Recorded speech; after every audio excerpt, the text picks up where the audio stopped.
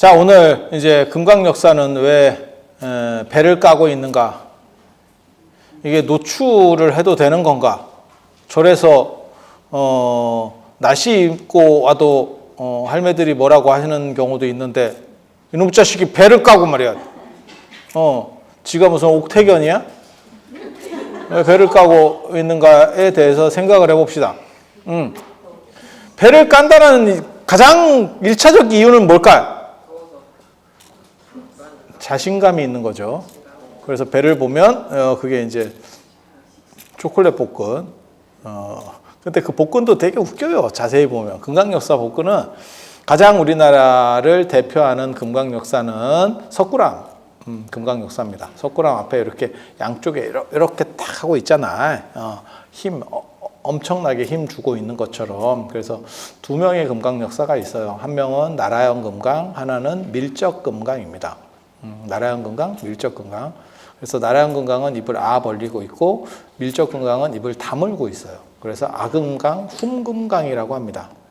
그게 어떻게 보면 알파와 오메가처럼 A에서부터 Z까지를 다 커버하겠다라고 하는 의미예요.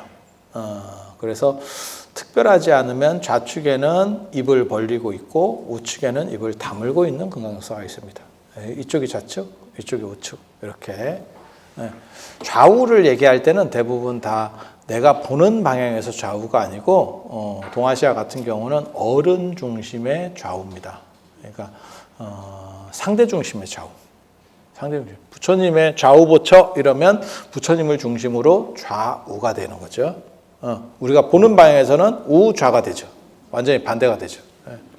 그래서 이게 동아시아의 특징 중에 하나예요. 내가 본다라고 하는 게 아니고 그쪽에서 본다. 그래서 뭐 그런 문화가 있는 거고, 그래서 이제 두 명의 금강역사가 있는데 옷을 벗고 있죠.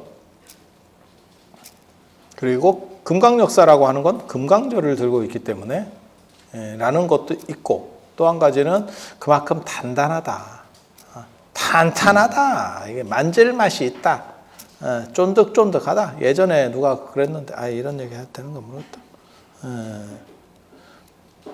운동 많이 해서 씹을 맛이 있대. 응? 죄송합니다. 너무 잔인한 얘기여서 식인종 얘기예요. 식인종. 식인종 얘기예요.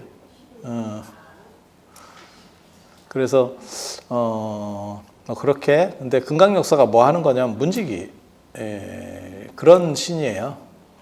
그래서 나라연 금강이 진짜 A급 금강이고 밀적 금강은 나중에 추가되는 금강이에요. 그러니까 한 명이 가운데 딱 이렇게 대기하고 지키고 있는 거죠. 문 앞에서. 그러니까 문지기. 예전에 실제로 그랬을 겁니다. 아마 뭐 왕궁이나 이런 데 가면 뭐 영국에 가니까 그거 있잖아요. 그 근위병 이렇게 근위병하고 막 사진 찍고 이런 거 하잖아요. 그 뭐 골무 같은 거 이렇게 큰 거 쓰고 있는 애 있잖아. 그죠? 가보면. 그리고 거기서, 애들이 그런 거 많이 하는데, 걔 안 움직이잖아. 참, 먹고 사는 것도 내가 참, 진짜 그거 보고 있으면 저게 뭔가 싶지? 하루 종일 그냥 서 있는 걸로 먹고 살잖아. 월급 받고 있잖아. 그렇게 서 있는 게 우리나라에도 그런 게 있는데, 그 교도관들, 군대 교도관들, 뭐, 이런 애들도 그렇게 하거든요. 그래서 걔네들 말 들어보면 발가락 움직인대. 할 일도 없고 그래가지고 발가락을 이렇게 엄지발가락을 이렇게 싹싹 움직이고 있대. 뭐 그렇게. 그래서 그런 근위병 같은 경우 이렇게 안 움직이게 돼 있으니까 앞에서 사진 찍고 이러는데 자꾸 찝쩍거리면 뭐라고 한다.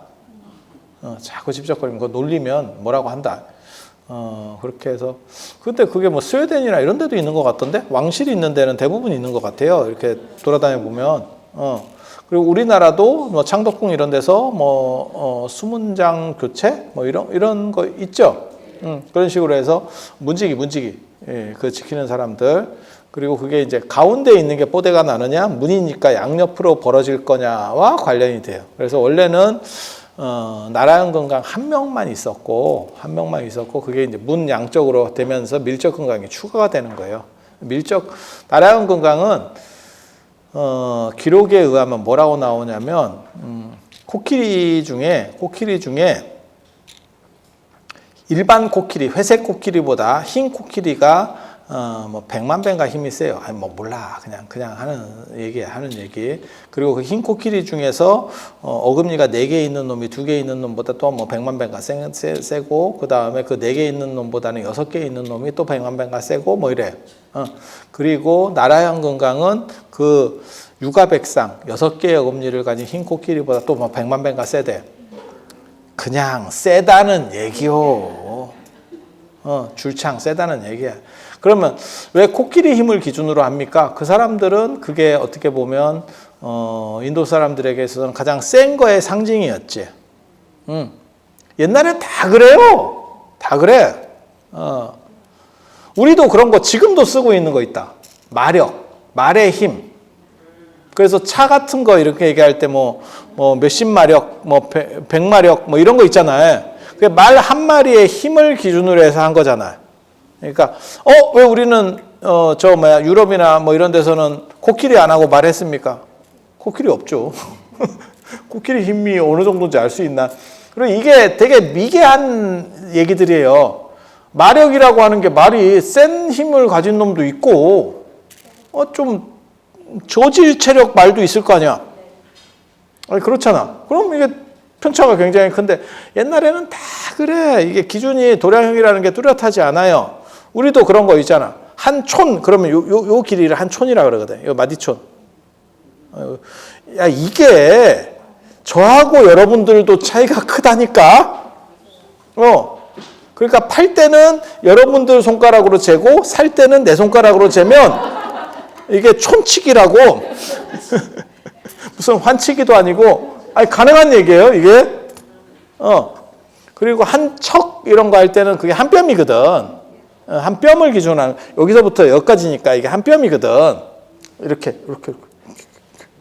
이것도 엄청 차이 나요. 여러분들하고 저하고는 상당한 차이가 나올걸. 그리고 예전에 보면 뭐 서양에서는 큐핏 이래가지고 나오면 이건 여기서부터 여기까지입니다. 여기서부터 여기까지. 팔꿈치부터 요 손가락 끝까지. 예. 그래서 뭐 그런 식으로, 그러니까 인간의 신체를 가지고 도량형을 만들고 인간 주변에 있는 동물들의 힘이나 이런 걸 기준으로 삼는 게 좀 다 딱 생각해봐도 동일하지 않겠다라는 생각이 딱 들죠. 인도에서도 일유순 이러면 그 유순이라고 하는 거리 개념이 뭐냐면 왕이 하루 동안 행차할 수 있는 거리예요. 야, 왕이 빨리 갈 수도 있고, 야, 빨리 가자, 빨리! 이렇게 할 수도 있고, 쉬엄쉬엄 갈 수도 있고, 가다가 자빠졌을 수도 있고, 야, 이거 진짜 애매한데. 그래서 보통 뭐 그렇게 되면 이제 뭐 한 4km, 뭐 이렇게, 나중에는 그런 것들이 어느 정도 이렇게 좀 정량화돼요. 우리도 일척하면 25cm, 30cm, 35cm 뭐 이런 정도로 해서 다 이렇게 정량화가 어느 정도는 되거든요. 도량형이라는 게 다 그렇게 시작되는 거예요. 그래서 인간의 몸과 관련된 기준들이 시작점인 경우들이 굉장히 많습니다. 그거는 그러니까 우리가 걸어다니는 차지예요.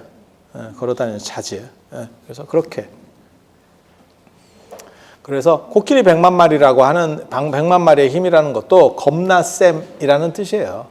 그래서 그렇게 겁나 센데 금강적까지 들고 있고 최고의 무기를 들고 있고 그 다음에 몸도 몸짱이에요. 그래서 모든 나쁜 놈은 다 좁힐 수 있어.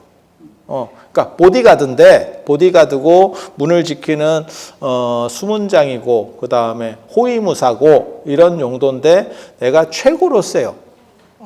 황비용이 보디가드로 있는 거죠. 그리고 그것을 그냥 시각적으로는 못을 입고 있으면 저 사람은 굉장히 무술에 능하고 힘이 센 사람이에요. 그걸 보여줄 수 없으니까 벗겨버리는 거예요. 그래서 이렇게 보면 팔뚝이나 이런 데 막 근육이 장조림 근육이 막 쪽쪽쪽쪽 붙어 있지. 그렇지 않아요? 그렇게 있어요. 그런데 되게 재밌는 게 확실히 동아시아 사람들은 신체에 대한 이해가 부족해. 이해가 뭔 뜻이냐면 많이 안 베껴본 거야. 그리스 로마의 조각상들을 보면 신체에 대한 이해가 굉장히 훌륭합니다. 그러니까 많이 베껴보고 해부해보고 이랬다는 뜻이에요. 그게. 예. 그래서 유럽에 가서 우리가 미술관이나 이런 데 이렇게 가서 조각상들을 보면 야, 사람이 참 진짜 사람 같다. 라는 느낌이 딱 드는데 금강 역사 이렇게 보면 식스팩도 웃기는 식스팩이라고 이게 자세히 보면 존재할 수 없는 식스팩이에요. 저거는 운동을 한다고 해서 나올 수 있는 근육의 조건이 아니야. 그리고 팔도 막 이렇게 하고 있어요. 그건 그런 걸 보고 뭐라고 얘기하는 거냐면 과장됐다. 세 보이려고. 마치 뭐하고 똑같은 거냐면 두꺼비 앞에 뱀이 이렇게 딱 다가가잖아. 그러면 두꺼비가 몸을 이렇게 쫙 올려요. 그런 거 아세요? 그러니까 나 크다. 네가 나 못 먹어. 너 먹을 수 없어. 너 잘못해서 독만 소비한다. 뭐 이런 걸 메시지를 주는 거거든요. 그래서 접근 금지. 약간 걔네 그 배를 까고 있는 게 무엇을 의미하는 거냐면 폴리스 라인 뭐 이런 거죠. 야 이거 너 왔다가 훅 간다. 뭐 이런 거. 그렇게. 그리고 그거를 시각적으로 처리를 해줘야 되니까. 어차피 이건 조각이고 상징이잖아요. 그래서 시각적으로 처리를 해주기 위해서 몸을 까고 있는 거예요. 그리고 몸을 깐다라고 하는 게 동아시아에서는 좀 떨어지는 겁니다. 그러니까 살이 많이 보일수록 위치가 떨어져요. 우리도 그런 거 많이 봤잖아. 예전에 그 이상한 영화 뻐꾸기 밤에 울었다. 이런 영화들 보면 그 하인이 마님 하면서 나올 때 언제나 이렇게 우통을 까고 왜 그런 영화들이 예전에 그 시리즈 있는데 왜 마님은 돌쇠에게 고봉밥을 줬을까? 뭐 이런 거 화두야 화두. 제목인데 퀘스천 마크가 붙어. 근데 그 돌쇠가 언제나 이렇게 탁 장작을 패면서 우통을 까고 장작을 패지.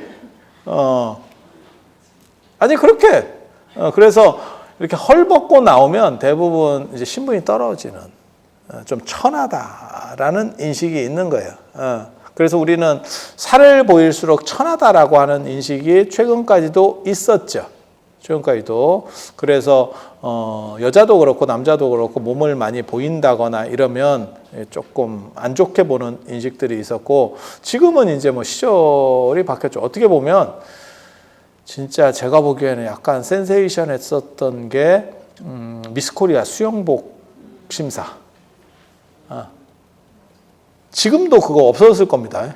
지금 미스코리아 대회는 있는데 저게 없어졌어. 그거를 이렇게 프로그램으로 방송해 주는 게 없어졌어. 왜? 그게 사람들에게 위화감을 조성하고 평등에 대한 그런 것들을 좀 이렇게 안 좋게 한다라고 해서 근데 예전에는 볼 것도 없고 이랬는데 미스코리아 대회가 굉장한 인기였었고 그 다음에 거기서 어느 정도 이상 이렇게 올라오면 그 등용문이었잖아. 그래서 그게 이제 배우러 가는 경우도 있고 아나운서로 가는 경우도 있고. 고현정 씨도 그렇게 해서 된 거 아니요? 이렇게 해서 아니 맞잖아. 미스코리아 선 했다가 모래시계에서 한번 이렇게 그 짝대기 든 그 누구야? 이정재 짝대기. 최민수 나 지금 떨고 있니? 뭐 이런 거 했었잖아. 기억 안 나? 거기서 지금까지 살아남아 있는 사람은 이정재다. 그때 이정재가 보디가드 그 고현정이 어떻게 보면 보디가드 같은 역할로 나왔었잖아. 그죠? 근데 되게 멋있게 나와가지고 그때 이정재가 조연인데도 그 범죄도시에서도 그런 조연이 뜬 그거 있잖아. 그 뚱땡이 그 이름이 뭐지? 아니 마동석 말고 조연으로 뭐지? 아니 그 남자의 그 귀엽게 생긴 애 있잖아. 아이씨, 모르면 말고. 운동선수가 사람 때리는 거 아니야? 이랬다가 한 방 맞고 쫙 자빠져가지고 그런 애 있잖아. 아, 초롱이. 네가 초롱이구나 이러면서 나오잖아. 그 초롱이. 아이씨. 초롱이 몰라? 초롱이? 죄송합니다. 저는 범죄도시나 이런 영화는 많은 분들이 보시는 줄 알았습니다. 그런데 마동석 씨 분발하시기 바랍니다. 그 되게 웃기는 게 단역으로 나왔던 초롱이만 떴었던 영화예요. 그 초롱이. 되게 재밌는데 그 양반. 그래서 그게 그 양반이 그 초롱이로 떠가지고 SNL로 나오고 이랬었어. 야, 난 텔레비 안 보는데. 나 텔레비 안 보는데 나.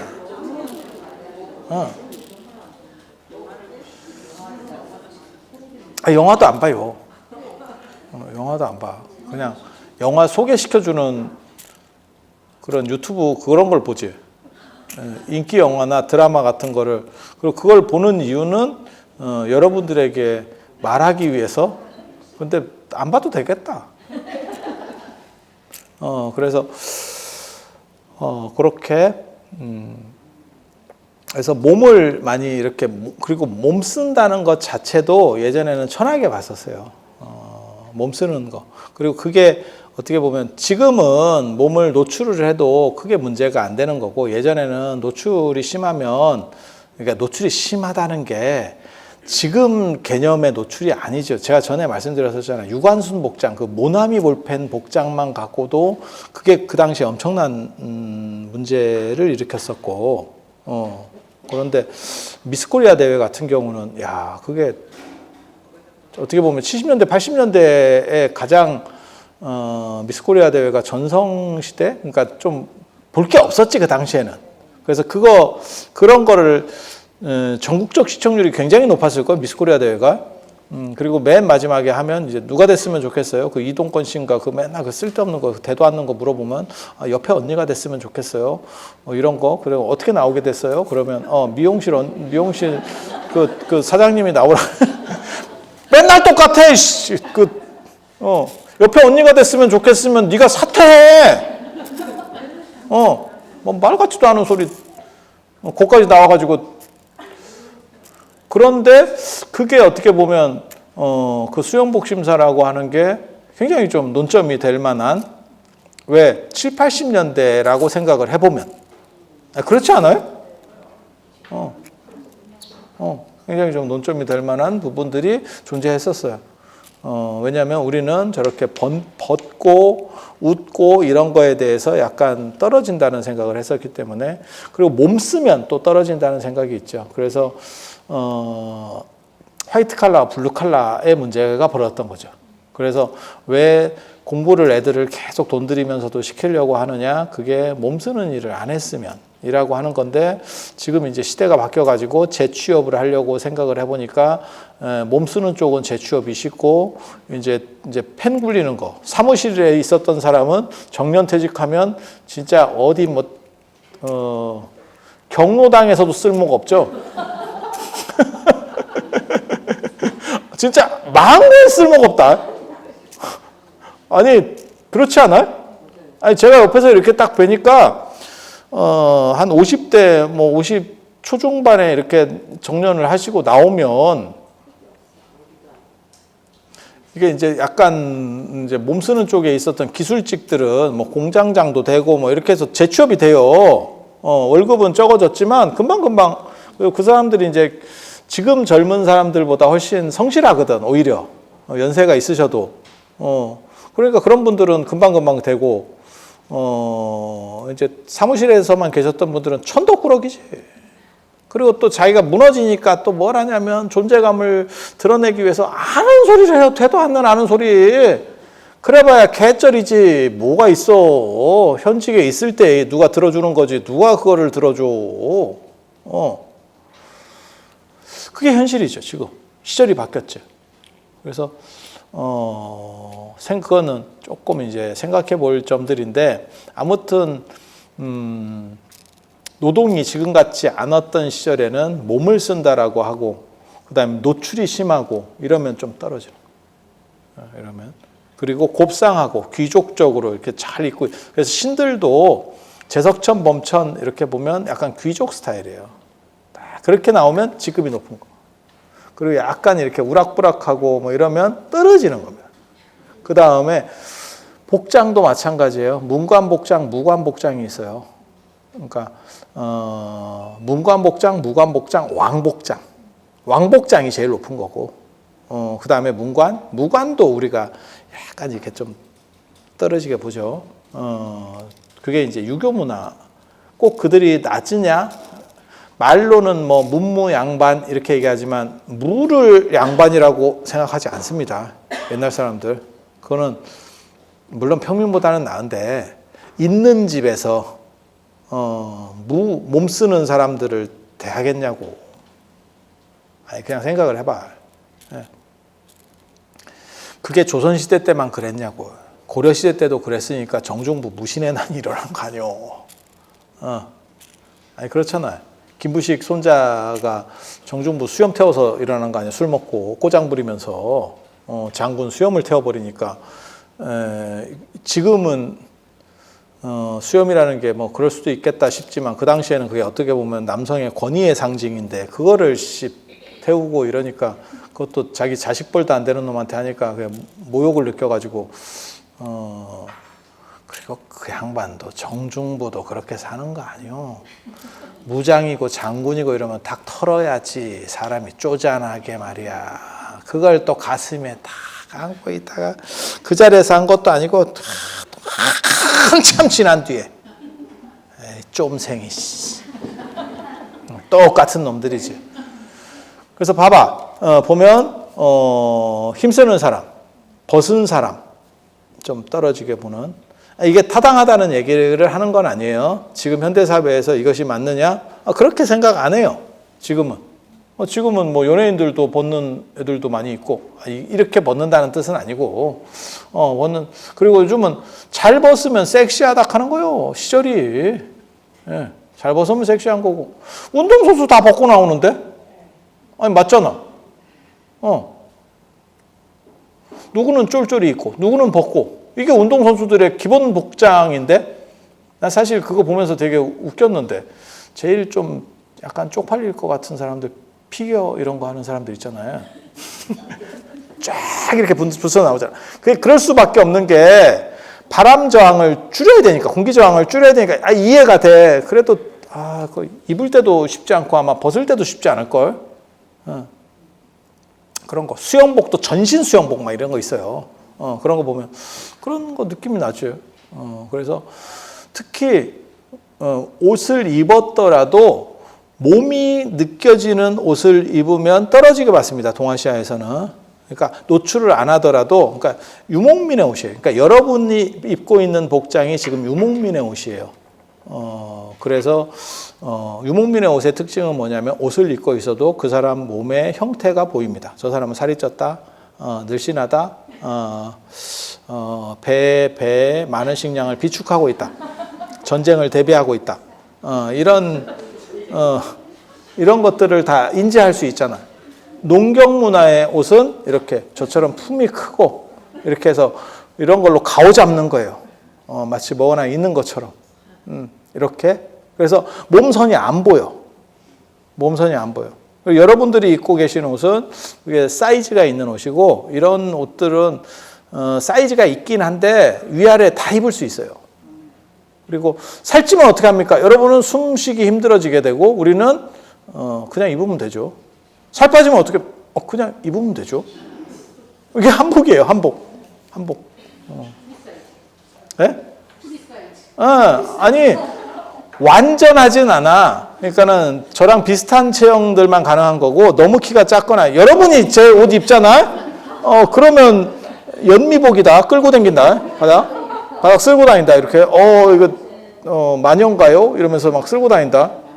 그래서 세탁소에 이런 거 맡기면 세탁소 그 하는 사람이 되게 짜증낸다 하거든요. 왜? 두 벌 값인데. 일은 두 벌 일인데 이게 한 벌인가요? 이거 벌수로 제한해야 되나요? 돈을 더 받아야 되나요? 이런 얘기를 제가 계속 들어요. 제가 맡기지는 않는데 이거 데리는 데만 해도 힘들었어요. 뭐 이런다는 거거든. 그래서 그런 정도. 그래서 왜 금강역사는 상위를 탈의하고 있느냐? 그건 세 보이려고. 그럼 왜 하위까지 탈의하고 있지 않느냐? 그러면 바바리맨이죠. 야, 그게 귀족이나 임금이 왔다 갔다 하는데, 야, 거기까지 까고 있으면, 야, 그게 뭐야? 뭐 장난해, 지금? 그렇게 되는 거죠. 그리고 인도는 더운 지역이에요. 우리나라는 깠습니까? 우리나라 안 깠습니다. 우리나라는 그렇게까지 까지 않았습니다. 그리고 우리나라는 까고 있을 수도 없어. 왜? 겨울에 어떡할 거야? 아무리 운동했어. 내가 김종국이라도 한겨울에 상체를 벗고 문 밖에 서 있어 봐라. 야, 그거 못 버티겠지. 그냥 생각을 해봐. 그래서 우리는 옷을 입고 있었고, 근데 인도는 덥잖아요. 인도는 무더우니까, 그리고 무더운 쪽의 특징이 노출에 관대해요. 그건 그럴 수밖에 없는 게, 더운데 누가 뭐 옷 제대로 입나? 그냥 대충 입는 거지. 그리고 천은 언제나 비싸요.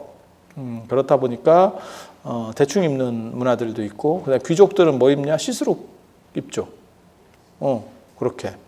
그래서 비단 같은 거 이렇게 막 투명한 거 막 이런 걸 싹 이렇게 그런 걸 사라라고 하는 거고, 고려불화나 이런 데서 보면 관세음보살님이 옷을 입고 있는데 속이 다 보이죠. 몸이 다 보이죠. 그런 거 입고 있는 거고. 그리고 이제 조금 떨어지는 사람들은 아마 우리도 마찬가지였을 거예요. 그 돌쇠만 위를 안 입은 게 아니고, 옷이 비싸다니까. 예전에는. 맞다. 그거 되게 재밌는 얘기 있는데. 아편전쟁 터지기 전에 영국이 산업혁명에 성공했고, 걸륭제 때 영국이 이제 청나라에 무역을 요구하는데, 그때 우리에게 이런 값싼 직물이 있다. 기계잖아. 지금 기계로 돌리기 시작하는 거잖아. 손으로 이거 이거하고 비교가 돼? 그래서 우리랑 무역을 하자라고 해서 걸륭제한테 얘기를 했더니, 걸륭제가 알아보니까 중국산 섬유가 훨씬 더 쌌대죠. 중국에는 3억의 노동자가 있었답니다. 그래서 인간이 기계를 이겼어. 노동력이 얼마나 싼지, 산업혁명이 돼도 이길 수가 없었어. 그래서 나중에 그 무역 적자를 감당할 수 없어서 아편을, 그건 진짜, 영국이 얼마나 양아치인가를 보여주는 아주 단적인 사건이죠. 그러니까, 어떤 뭐 회사나 어떤 집단이 아편을 파는 것도 아니고 국가 차원에서 아편을 팔았어. 그건 미친 나란가 싶을 정도로 그렇게 되는 거죠. 그래서 그거는 진짜 재밌어. 노동력이라고 하는 게 값싸고, 그렇게 됐을 때 사람들이 제대로 옷을 입고 다녀. 우리 어렸을 때 이렇게 시골 내려가면 시골에 애들도 대부분 다 헐벗고 다녔거든. 그러나 엄마가 옷을 잘 안 입혀주더라고, 시골에서는. 왜? 애가 뭐 자꾸 싼데 하고 싸기 좋으라고. 그렇게 옷 안 입고 애들이 뛰어다니고, 그 상황에서 싸면 어떤 경우는 개가 비대 역할도 해주고요. 비대의 시작이 우리나라야. 진짜 있었어. 그 거짓말이라고 생각하는데 진짜 있었어. 그래서 그게 경쟁이 붙으면 싸고 나서 먹는 게 아니고, 그게 똥개인데 싸고 나서 먹는 게 아니고, 너무 개들끼리 치열하면 싸기 전에 나오는 과정에서 그거를 이렇게 문대, 그러다가 그걸 물어야 되는데 앞에 걸 물어서 그게 한번 씹히면, 그게 알이 씹히면 그게 이제 문제가 된다는 거예요. 아니, 그럴 것 같지 않아? 그냥 4시 들어오는 사람들에 보면 개한테 물려서라는 게 있어요. 그게 그거예요. 그러니까 선천적으로 그랬던 건 아니고 후천적으로 사고를 통해서, 그런데 그 사고의 가장 빈도수가 높았던 게 개 사건입니다. 그래서 그 스토리를 모르면 왜 개한테 그걸 물릴 일이 뭐가 있나요? 이렇게 생각하는데 개 입장에서는 그건가 저건가 이렇게 개눈깔이죠. 개눈깔. 거지 같은 거 가르쳐준다. 근데 그런 내시들이 생각보다 괜찮아. 왜? 자르는 과정에서, 후천적 내시들이 자르는 과정에서 죽는 경우가 굉장히 많거든요. 위험하잖아.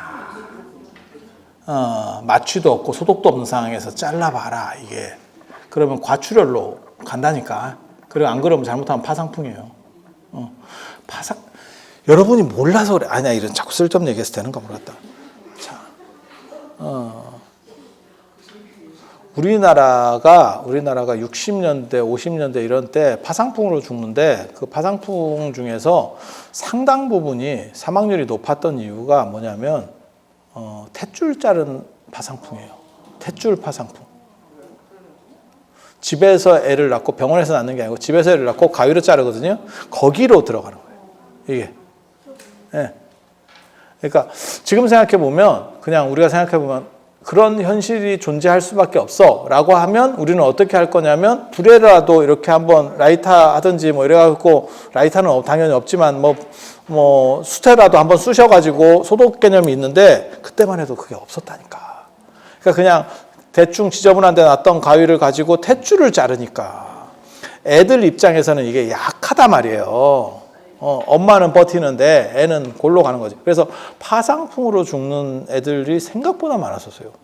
그게 여러분 세대예요. 여러분들은 톡해서 살아남았던 겁니다. 그때 그 시절에 아유 톡한 것들.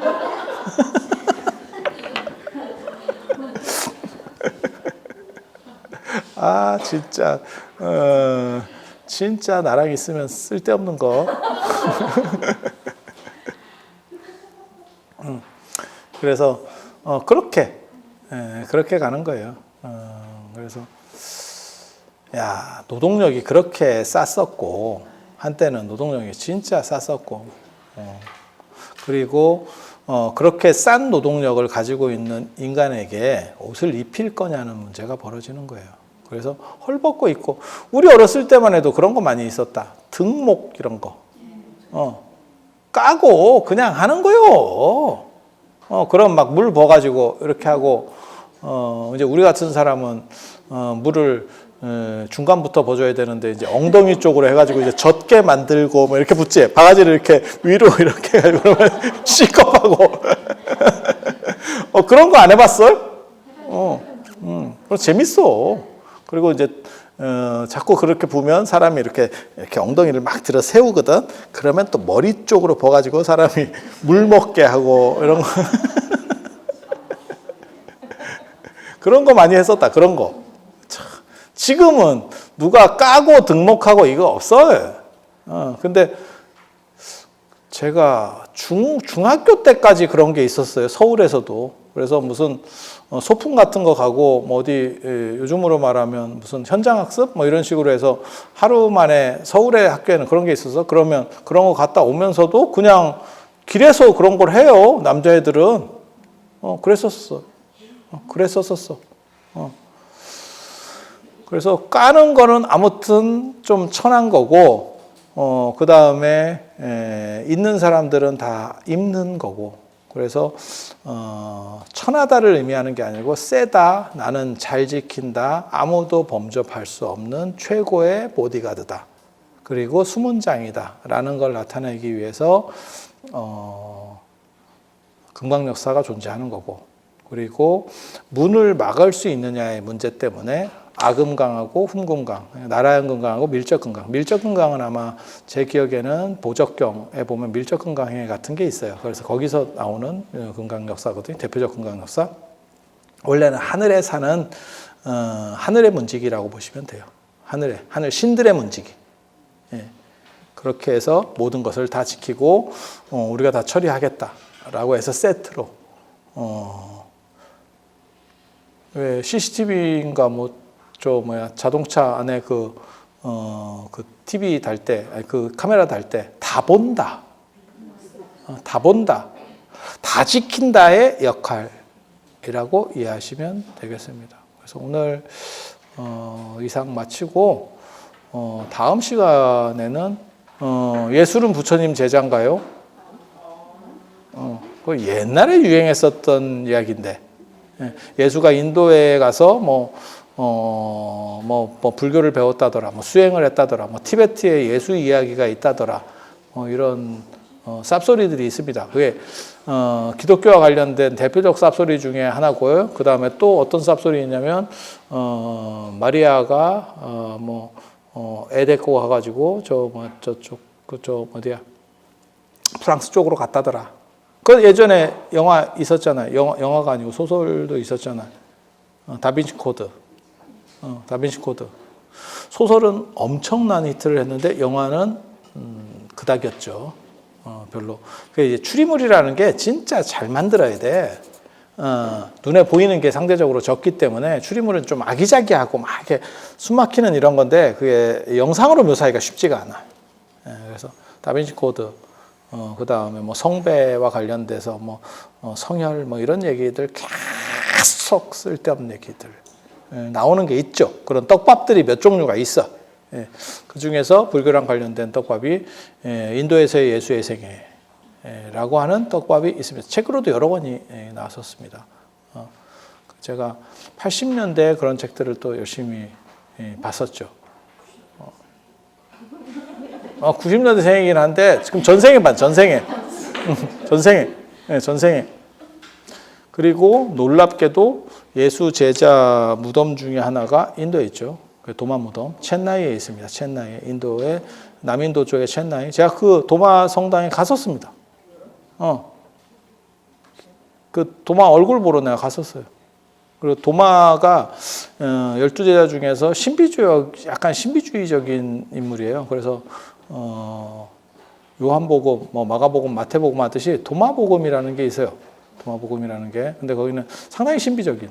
그래서 예수의 제자 중에서 인도까지 간 사람도 있으면 예수도 가는 거 아니야? 라는 썰이 있습니다. 썰이. 그래서 그런 썰들에 대해서 다음 시간에 말씀 올리도록 하겠습니다. 자, 들어서 감사합니다.